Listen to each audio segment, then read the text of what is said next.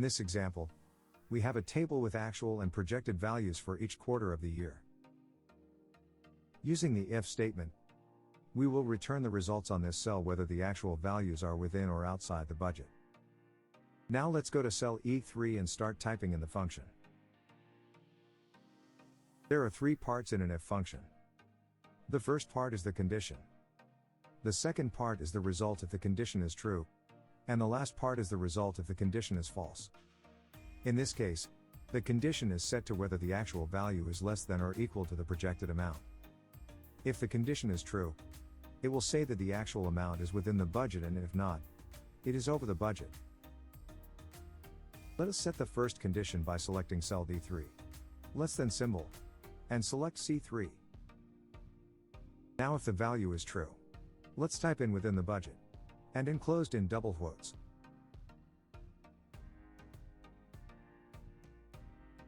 Now if the value is false, the formula should return over the budget. Let's just copy this formula to the rest of the rows.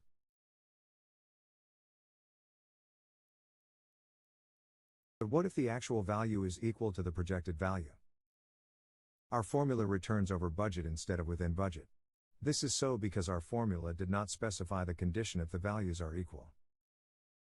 To fix this, we will insert the equal sign after the less than symbol. Now the formula is correct. The actual value of $5,000 has not exceeded the projected value of $5,000, so it is still basically within budget.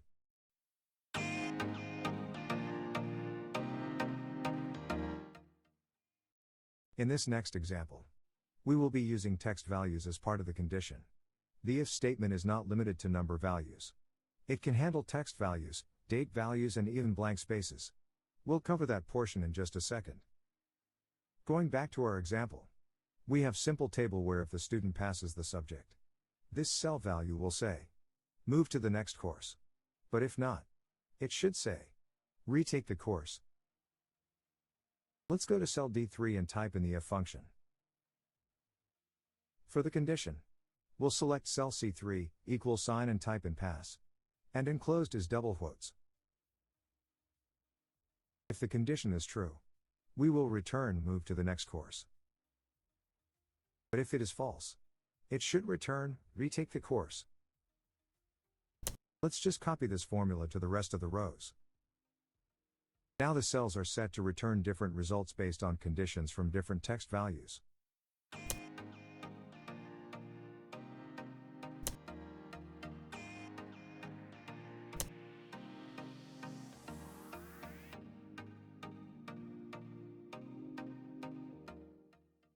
In this last example, we have a table with several projects.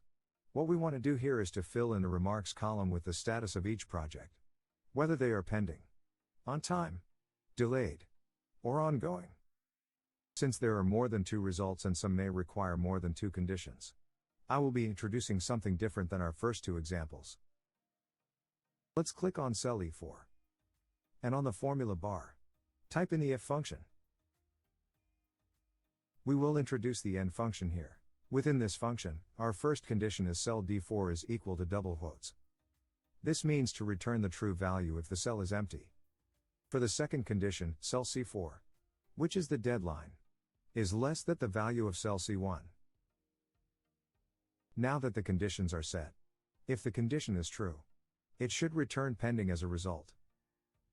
Within this if function, we will write another if statement for when the condition is false.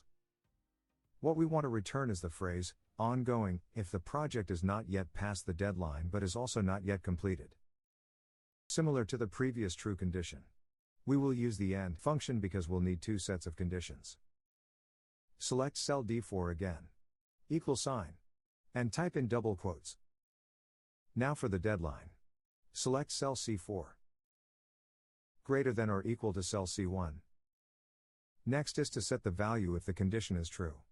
In this case, we will set the value to ongoing.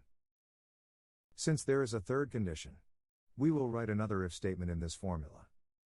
But this time, we will not be using the end function. We will return the word delayed if the completed date is greater than the deadline. Using another if function, select cell D4, greater than symbol and select cell C4. If this condition is true, return the value delayed. Lastly, if any of the previous statements are not true, we can set the last value, on time, as the result when all the conditions are false. Close the formula and hit enter. Let's just copy this formula to the rest of the rows. That's it for this video. If you have any question or feedback, please leave a comment below. A practice sheet is also available on the description below. Thank you for watching.